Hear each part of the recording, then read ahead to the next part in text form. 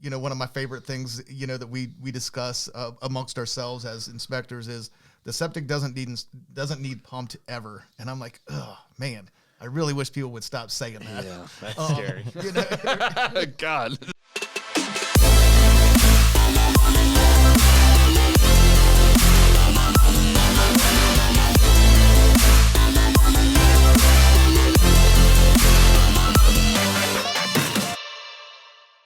Welcome back to the Southside Blueprint. My name is Justin Teedy, and today I'm joined by Billy Rabbit and Phil Cavalcanti with CQI Home Inspections.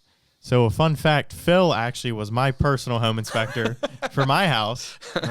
And I had to remind him of that because I'm sure he's done many, many home inspections between now and a year Townhomes ago. in Wildwood, yeah. Yeah, no, it was really unique actually, But just starting off, how are we doing today, guys? We're doing all right, man. Doing good.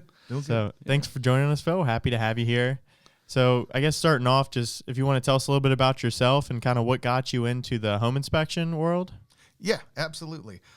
So I was younger. I was working on base, making decent money, but wasn't really happy, I guess, where I was at. And I was helping another friend get his, commercial or his contracting business up part-time. So I was working nights and helping him during the day. And, residential stuff? Yeah. Okay. Doing residential decking and roofing, and we did windows and siding, stuff like that.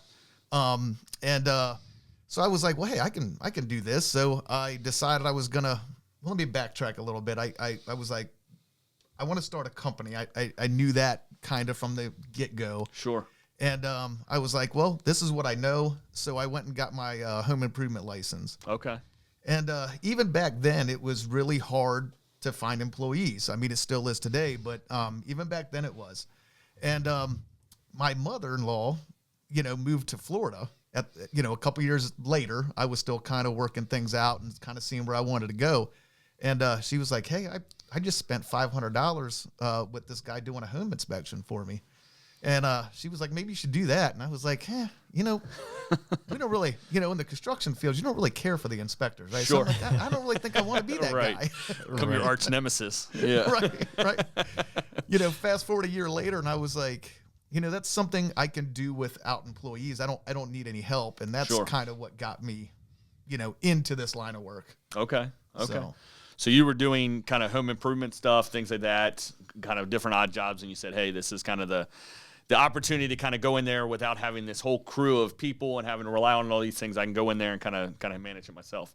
Yeah. So originally, I just figured this company would just be me, a clipboard, my schedule in my truck, and that was it. Surprise. Absolutely. Now you got your son out there working too. Yeah. 20 years later, and he's, in the field with me. You tricked him. Right, exactly. That's funny. So now born and raised in Southern Maryland, or? So I was actually born in California, the state. Okay. Because, we got to say that in Maryland. Around here. Exactly. Yeah. So I was born in San Diego on Miramar. I was a Navy brat. Okay. And that's pretty much what got me here. Gotcha. Okay. I did come here very young. So I've been here since, I want to say 7-ish, something like that. And just stayed here. Okay. All right. So this is, in essence, been home. Yeah, absolutely. Wasn't born here, but I've been here, 99% of my life. After a couple years in Southern Maryland, this becomes home. So. Absolutely. So it sounds like you kind of followed a common trend. One I followed myself of starting off working on base and then finding that you wanted to do something else. So how long have you been doing the home inspections for? So I've been in business, 20 years. Actually, December. It's kind of cool. I started the company right when my daughter was born. So I always know what, how old is this? Because her birthday tells me how long I've been in business. Sure, there you go. Clearly, like most businesses, I didn't jump in with 2 feet. I just had my daughter, obviously, and couldn't just walk away from the stability of the base. So I've been in business 20 years, but I would say the first 5 I was on base, and I was, don't get me wrong, I was working every day, working the company every day, but nothing like it is today. Sure. So been in business for 20, I would say 15, really hitting it hard. Okay. So you started off doing like part-time inspections. You were kind of picking up stuff on the weekends, nights, things like that. Yep. Seems like that's a common trend. Seems like a lot of guys get into the home inspection industry kind of part-time, at least initially, and things like that. So, absolutely. I actually, you know, I'm the type of guy that's willing to help anybody, even my competition. And if you talk to any of them, they'll tell you, yeah, I can call them whenever I want, you know? Yeah. And most of the time I encourage guys, if they call me and say, how do I get in the field? I actually encourage them to do it part-time. Sure. You know, I think it is important. Very few people in this world that are adults can just leave. Yeah, you know, no, and for say, sure. hey, look, I don't know if I'm going to have an income for 6 months, so Yeah. I'm just going to do it anyway. Yeah. Right. Well, that's one of the challenges we see with real estate agents too. I mean, you know, it's tough. You know, a lot of people come part-time or things like that, and it's tough. It's not easy, and I'm sure that's probably why you had to convert over doing it full-time, was because unfortunately, you know, when you tell a real estate agent, hey, we can only do the inspections, you know, after work or on the weekends, it doesn't work for everybody. And so your availability, I'm sure, probably shrank, and you probably saw, hey, there was an opportunity for me to be full-time. Yeah, absolutely. You know, it definitely, you know, part-time, a lot of guys will say, well, it's easier. Not if you really want to get in, and realtors are the same. Not if you really want to do this full-time. It's because you are, in a sense, doing it full-time, part-time. And Right, what I mean sure. by that is I was working every evening, or I had the luxury to, my schedule kind of switched around, so I'd be on night shift and be able to do stuff during the day, and then vice versa sometimes. You're working 2 full-time jobs. But I really was. It was sun up to sundown Yeah. for quite a few years before I just said, hey, look, it's time to make a move. Sure. No, that's good. That's good. Now, so for the first-time home buyers and the people out there who don't really know what all is involved with a home inspection, do you want to go into a little bit what a home inspection covers? Yeah. Basically, we go, and I would say most companies go above what we call our standards of practice. And I don't want to bore you with that, but that's our basic guideline of where we start as a home inspector. We pretty much touch every part of the house, from the foundation all the way to the attic, all the way to the roof. You know, that's, you know, electrical, HVAC, like I said, basically the whole house, windows, outlets, wall condition. So if you're doing it right, there's not really part of a house that you don't touch. Sure. So. Okay. And a lot of times we have sellers too who, before they're getting their house ready to sell, they ask us, you know, what things should we do? Should we offer credit? Should we repair things? What are some common things that you see during home inspections that sellers could, you know, fix beforehand to prevent some problems during the transaction? Yeah, absolutely. So one of the things is general maintenance. You know, as you guys being a real estate agent, you know that you have, basically, to sum it up, 2 types of clients, right? You have a client that you can tell them the house is falling apart, you know, basically falling down, and they're like, that's it, no problem, we got this covered. Right. You know, you have another client where you're like, hey, there's 2 ceiling fans that aren't working, and they're like, man, aren't those like $3,000 a piece? I don't know if I can handle it. You know? Sure.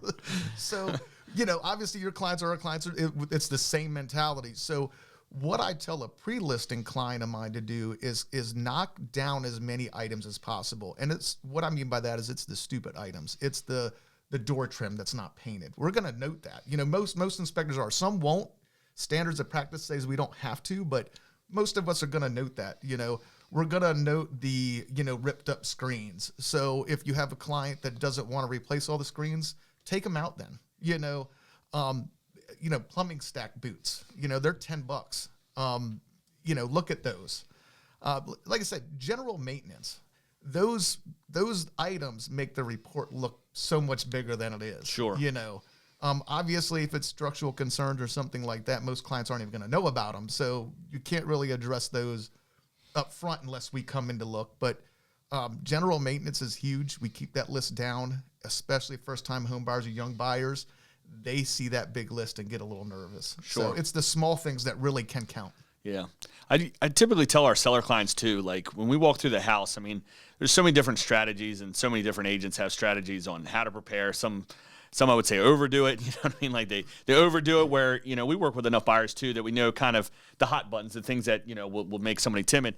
But I usually tell them too, like, you want to address anything that's going to create a conspiracy theory by the agent, right? So they see something on the wall. It might be something as simple as like, hey, we had a Nerf gun battle with the kids, and one of the kids shot something up on the thing, but then all of a sudden they see a crack or they see something up on the ceiling, and the real estate agent that's walking through is going, oh my God, the roof's about to collapse or something, you know? So it's like you kind of want to, you know, or even like previous leaks that have been addressed or fixed or whatever too, you guys are going to notate those because you don't know, right? So, I mean, you're going into a house, to somebody's most expensive, you know, purchase of their lives pretty much, and you guys are spending a couple hours there trying to give them the most information they possibly can for them to make the most educated decision on whether or not to move forward or whether or not to negotiate. So you guys are notating everything, right?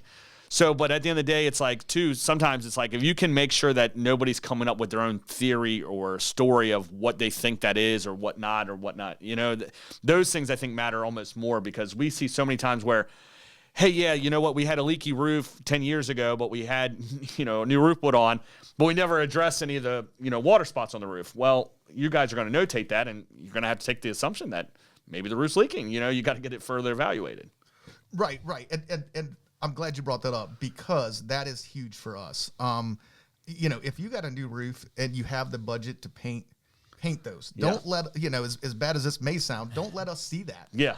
I don't want to come up with my own thought process. Right, exactly. And luckily, I'm probably, since I am the owner and, you know, obviously I've been in the business a long time, I can make really good judgment calls. Not all inspectors are created equal. And if you get a guy that's been in the field for 2 years, his probably assessment of that is going to be worst case scenario, Sure. not best case scenario. Yeah. So I think that's a great point. And I actually did a video myself on that, is if you don't want me to note, you know, water staining in the ceiling because you have a new roof, make sure, either my client and you know, the potential buyer knows, right, hey, look, we put a new roof on here 2 years ago. These are some water stains. You know, we didn't have the time to paint them, or right, whatever the case may be, so that we don't come up with those scenarios. Exactly. Because you are right. When we start guessing, then things can get taken out of content. Oh, sure. And there's been so many times too, like on one of our listings too, where we'll have to go in and then almost kind of like become like a detective on trying to figure out, you know, what was the problem or where was the problem, or trying to give the story or whatever. Because again, at the end of the day, I mean, you guys are trying to give them the most information possible within a short window of time, unfortunately. You know, that's just how we, you know, everything in a real estate transaction is, you know, based on timeline. So you guys are trying to get in, give them as much information as possible. But I mean, I've even, to a point, you know, we've had situations where an inspector gone in, and certainly was not one of your inspectors or you guys, but we had an inspector go in and start to say that, hey, there's possible foundation issues. Well, come to find out, the brick that they were notating on was faux. It was for decoration. You know what I mean? Yep. But it was to a point that, you know, it was just, you know, it was about to blow up a, you know, $700,000, $800,000 deal over whatever, and clearly it was cracking in the decorative brick or whatever. So there's so much of that too. But to your point, if they would have addressed the cracking, or they would have taken care of it, or whatever it may be, you know, that would have eliminated anybody's fear of moving forward. You know? Absolutely. Yeah. So maintenance is a big one to me. I know you hit on that, Phil, was that, you know, maintenance of things. I mean, I know that, you know, getting the HVAC serviced isn't necessarily the most expensive thing in the world. But, you know, when I'm going through a house with a buyer and I see that, you know, the air filter hasn't been changed for 3 years, I'm going, hey, you know, yeah, that's an easy fix. You know, we can go to, you know, Ace Hardware and we can get you a new filter for a few dollars. But at the end of the day, I mean, how long has it not been changed for, you know, or whatever, you know? I mean, how much strain have you been putting on that system, you know? And those are definitely the red flags that we look at as well. So those are definitely easy things to, you know, to do that puts inspectors at ease. And I tell anybody that asks me, you know, leave that stuff on the counter. Yeah. When you know your home inspection's coming and you know you just had the HVAC service, the water heater service, throw it right on the countertop. Sure. The home inspector, that's where he's putting his bag. Yeah. He's going to see it. Sure. Exactly. Yep. No.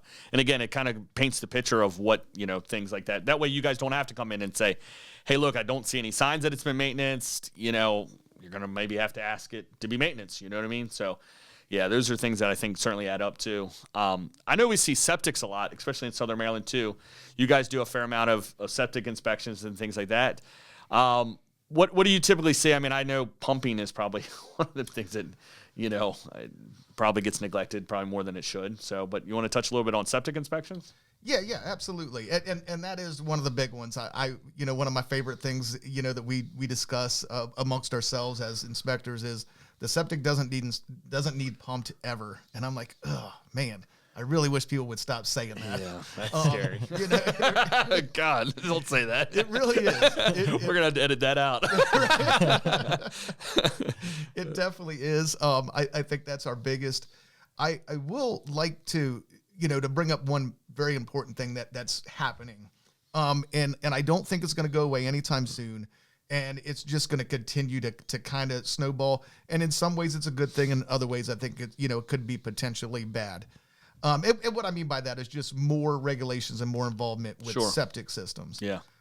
So you are going to see, as the industry adjusts in the real estate world, you're going to see more, I guess, failures, I guess you would call it. We try to use the terms acceptable with concerns, unacceptable. Yeah. But the more Maryland kind of comes down on this, on the septic world, the more you're going to see regulation put into place. Our regulations are going to change, or our requirements are going to change, and that's going to trickle down to real estate. I say unfortunately, just because it just means it's going to cost homeowners more money. But at the end of the day, some of this is necessary. Sure. What type of things are you seeing? So predicting? Just the type of inspections. So even outside of the real estate world, we're seeing phone calls we basically work in the Tri-County area. We're seeing phone calls hey, I wanted to put a deck on my house. And in order to get the permit, they're telling us we have to open up the septic and map it out and stuff like that. Sure. So you're just seeing more of that, which is great, because it's gonna, we and I know you guys as realtors have seen this as well, where we're doing a septic inspection and we have to make the phone call. Hey guys, this tank's under this deck. We can't even get it's under the paved driveway. We've had that as well. So that's what's kind of changing in the permit world. Sure. And then more inspections. They're actually making us inspect them in order for people to get permits to do work on their house. So you're going to see a little more in that world. And obviously, as far as real estate transactions are concerned, every year they're putting out some kind of new regulation that we have to follow, and the way we have to inspect these. Yeah. So you're going to see more and more of that. Well, I mean, in all reality too, I mean, especially in Southern Maryland, there's so many septic systems that were approved or that they were acceptable previously when they were first installed. To today's standards, they're technically considered a failed system. I mean, with water tables being where they are, systems like that. I mean, even any system that originally had a traditional system that now needs a mound system, I mean, it's because of the fact that Maryland's changed their requirements on how many feet that they want from the water table and things like that. So, yeah, I mean, and I don't necessarily know if that's a bad thing. I think probably, fast forward, and that's probably, maybe another episode we could do, but is going to be so many systems are eventually going to fail, or they're going to be now deemed as failing, where maybe they're not backing in the system, or they're not having any, but because of the fact that it's in the water table, the drain fields are in the water table, they're now deemed as a failed system. You're going to see a lot of that happen, especially in a lot of these like smaller lots where you don't have an area for a mound, or you don't have an area for another drain field or something like that. So, yeah, it's going to be very interesting over the next, say, 5 to 20 years, 30 years or whatever, where all these systems now are getting closer to, 100 years old. It's going to be very interesting to see how this all shakes out. And I think it's going to be, especially for St. Mary's County, parts of Calvert, parts of Charles too. I mean, you're going to see certain areas that are going to have kind of like a septic crisis. I mean, it's going to be very interesting to see. And I know Maryland does not want a whole bunch of holding tanks running around either, because I mean, I have lots of horror stories for holding tanks too, of, people not even realizing what a holding tank was, and they bought a house, and, 12 months later I'm going to sell the house, and I'm going, hey, you have a holding tank. And they're like, what? A holding tank? And I'm like, yeah, you got to pump this out. I'm like, how many times have you pumped it out? I've never pumped it out. I'm like, oh my gosh. That's serious? What that beeping is? Yeah, exactly. Well, I thought it was a little weird. I just go and silent the alarm or whatever. And, I'm like, wow, but it was never, and I'm sure it was disclosed to them, but nobody ever had a tough conversation to say, hey, you're about to buy this affordable house or whatever, but it's got a holding tank. You got to pump it out. You got to spend $400 every couple months to pump it out. Right. So, but yeah, no, I agree. It's going to be interesting. What do you guys do from like a education? I know you guys are big advocates at the local, realtor association, things like that. I mean, is educating people one of your big priorities? Yeah. Especially in the, I've been doing home inspections, like we said, 20 years. So septics we've been doing for 10, I guess, or so. That's my favorite topic. Honestly, I talk so much about home inspections. I'm like, I'm kind of, in a way over that, I guess. But so I love talking about septic inspections and what, deems a failure per se, old standards to new. So I do stuff at SMAR and I actually enjoy that. But yes, I love to educate people on septics, why we need to pump them, why they're installed the way they are, and the different types. Yeah. Yep. So basically, besides doing SMAR and kind of doing my own videos here and there, that's really the only outreach that I really have. Yeah. And then, of course, on site talking to clients. Sure. Yeah. I mean, I think that's probably what you guys do mostly in your profession is educating and explaining things. I mean, I think that's probably the most important part of a home inspection. Yes, the homeowner needs to, or the potential homeowner needs to understand kind of what they're buying, right? Kind of the test drive, I guess you would call it. But more importantly, too, I think probably more of the importance of a home inspection is explaining to the people about maintenance, about different things, knowing where their shutoff valves are, really giving them kind of an intimate idea of what they're about to purchase and how to maintain it properly, because that is an investment. It's a huge investment. Yeah, absolutely. And that's, I always joke, I call it bedside manner, that makes or breaks a good inspector is, can you talk to your clients? Can you educate them on site in a friendly manner? I know a lot of really, really good home inspectors that just are terrible communicators, and therefore they don't work as much as, say, I do because of more of their personality. And so, yes, it is very, very important. That's why we like our clients on site. And if they can't get on site, I know we work in a world where, a lot of things are remote now. But that's why we always pick up the phone after inspection as well. Yeah. No, because it can be. It's very daunting when you look at that report and there's a whole bunch in red. But in reality, a lot of those items can be just simple maintenance of things that, maybe were neglected or things that you need to be aware of or some, so a lot of things that go into it for sure. Yeah. No, I think there's a lot of value there too. Cause I know myself when I was first time home buyer, I'm the type of person that likes to be informed on everything. So I know the whole time I was right there with Phil and he was explaining everything to me. So it's nice as, a first time home buyer to be able to understand all these aspects of a house that otherwise you might not know. Yeah. So, no, I mean, absolutely. It's just, it's the same thing too. People buy a car and never change the oil, which is crazy to believe, but it happens all the time. Right. I think that with the house too, I think people, and I think when the market got real crazy back in like 2020, 2021, everybody was, I call it the TikTok era of real estate. We were all singing, dancing, praising how great homeownership was. But in reality, there's a certain clientele or there's a certain group of people out there that really buying a house and maintaining it and all the responsibilities that go along with home ownership is really not for them because it's an investment. You got to be willing to take care of it. Right. And I'll use a personal, friend of mine, because that's a great point. He bought a really, really big house quite some years ago, because that's what everybody was doing, And later on, about 5 years later, he called me up. He's like, "Hey, man, I need you to do another home inspection for me." I said, "Yeah, what you got?" And he was like, I'm getting rid of this big house. I don't need it. I don't want it. The maintenance is just way too much for me. He's not a handy guy. He's a chemical engineer. He's great at what he does. Yeah. Home maintenance is not his key, right? Yeah. So I actually did a townhouse for him, a nice luxury townhouse, and he's in heaven. Yeah. That's his style. Yeah. Small lawn. He doesn't need much more than that. Sure. No, for sure. Yeah. And it adds up quick. There's only but so much caulking that one person wants to do every year. Right. But it's critical. It's critical to, importance to keeping a home, in good shape or not, water, between water, sun. Those are the two things that can absolutely kill a house. Absolutely. And I'll give you another little thing that I kind of go by as a home inspector is if you buy a new house, you got about 10 years. 10 years is normally when things start to make adjustments. Sure. Some can be at 8, some can be at 15, whatever the case may be. But a good 10-year mark is when significant maintenance, will probably come into play. That door trim, that door frame, maybe possibly even a new door. Yeah. Some of that type of stuff is going to start peeking around the corner.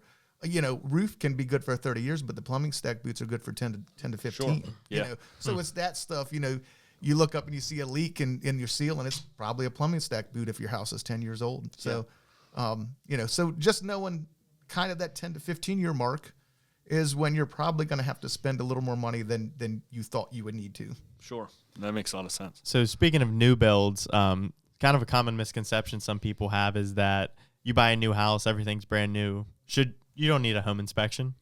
What's your opinion of that, Phil? That's a great question. So we do as a Southern Maryland world, I will give the builders here locally, credit where credit's due. And what I mean by that is they typically put a good product up. Are we going to look more? Absolutely. Are we going to find something? Absolutely. And have we found significant items? Absolutely. I would say 95% of the time we don't, maybe even 98% of the time we don't. We go on our new construction, we nitpick it a little bit. We find that this could be a little better, that could be a little better. But there's definitely been times I've found significant issues, even an issue with a footer not being correct and, the support on a main beam not being installed correctly. Is that normal? Do we find that every day? Absolutely not. Like I said, our builders are pretty good locally. Do we find it? We definitely do. I found a propane line just a few days ago coming in right underneath an HVAC system. That's a big no-no. You cannot have your HVAC system next to a main propane line coming in. Yeah. So. No, in any time too. I think that's one of the misconceptions too about new construction or, new homes is that there's, anywhere between 10 to 30 subcontractors that are typically on that job, right? And so at the end of the day too, with all the moving parts of, putting up a home, you've got this contractor in, all these different, and if they're not communicating or they're not on site or on the job site, at the same time, I could easily see where something like that, where, to us, we're like, oh my gosh, how could they do this? But if they're not on site together or they don't know what one of the contractors is doing to the other, that's where certainly things could get, bypassed or, kind of overdone. Yeah. When I was in the trades, it was common for you to beef with, I was a framer for the most part when it came to new construction, but you had the electricians beefing with the plumbers and everybody wants to run their spot the easiest way possible, right? Yep. So it definitely, you can have a gas line coming in and then an HVAC system next to it. Yeah. That definitely can happen. And our local code enforcers, there's not many of them. Yeah. We have one for St. Mary's County. Right. We have one for the whole daggone county. Right. And then we have another guy that helps part-time. Right. You know what I mean? So is he catching everything I catch? Absolutely not. No. He's going to be in that house 15 minutes. I'm going to be in it for 2 hours. Yeah, exactly. Yeah. No. And a lot of things too. It might not necessarily be things that are a problem today, but these are things that could certainly lead up to problems for them 3 years from now. Absolutely. Yeah, no, for sure. So, I guess I have a question too. So Phil, what's one of the inspections that you feel like maybe they're maybe a buyer or somebody that's looking to potentially buy a home, maybe one of the inspections that you would suggest that maybe people should consider more that they don't actually do? Is there something in the Tri-County area, in the Southern Maryland area where you're like, some people get this inspection, but I feel like more people should if they knew the importance of it? Yeah, and I would say, and this has changed a lot. I would say twofold. Radon being one. But more importantly, I think people, we talked about septic inspections. I think a lot of people are not willing to pay for that. Yeah, crazy. And, I kind of always joke, and I'm like, you'll pay me $300 for mold sampling, which is great. Don't get me wrong. I'm not beating that up, but you don't want to pay me $800 to inspect your septic. Right. And septics nowadays, put it this way, we did an install that was the gravel cost. Right now, a load of gravel is over $700. Right. Okay, delivered. So we did the gravel cost on my part was $12,000 just in gravel cost. So that's not a markup. That's not labor. Right. So just for the gravel in the system was $12,000. The system, and this was a conventional system, 2,000-gallon septic tank. Nothing, nothing crazy.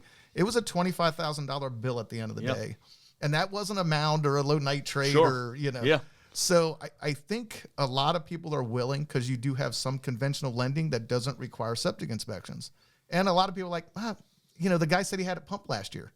Okay, well, I can promise you the pump company didn't look at the septic. Right. You Yeah. know? No, you're exactly right. Yeah. Or are they pumping that out every 6 months because it's backfilling? Right. Right. So Absolutely. So it always kills me too. Like when we go to sell a house, especially for maybe an agent that isn't necessarily like overly, I guess, like comfortable with septics or understands like the importance of them or how they even operate. Because we'll get that from agents too. A lot of times they'll want to know what the water bill is, and I'm like, it's on a well, and they're like, no, like, how much is the water bill? I'm like, I mean, you want me to send you the electric bill? Like, I don't know, like, what you want me to send you? There's like, they literally were getting it out of the ground or whatever, it's going into the house. But yeah, I mean, I feel like that, and we get that question all the time. Well, when's the last time the septic was pumped? I'm like, I mean, a year ago, 6 months. I mean, what does that matter? I guess because I mean, I've seen septics where. Yeah, and we hear it all the time from homeowners too. Is like, they never had a problem with the septic, and then all of a sudden the septic gets inspected and there's problems, and it might be a simple fix, that you could go in and real easily fix it or repair it, or it's like you said, a $25,000, repair. Right. And I can talk a little bit about why most homeowners, when we do find a septic issue, why most don't know, or they'll tell me, well, that thing's been working. I've been here 15 years. It's been working ever since. A lot of it has to do with hydrostatic pressure. Sure. So if you have a tank that's 2 foot in the ground, it's buried, etc., and you're using it occasionally like you normally would, sure, that pressure in that system is forcing the water into the drain field. Sure. The minute we open it up, we take all that hydrostatic pressure out. We start running water, and it goes where it would have went. Sure. If all that pressure wasn't on it. Sure. So, and I'll give you, an example. I had a rental property that I knew had a septic issue. It was working. I wanted to sell it. Yeah. And I went and did an inspection on it, and it wouldn't pass the inspection. Yeah. It was working fine for my clients. Yeah.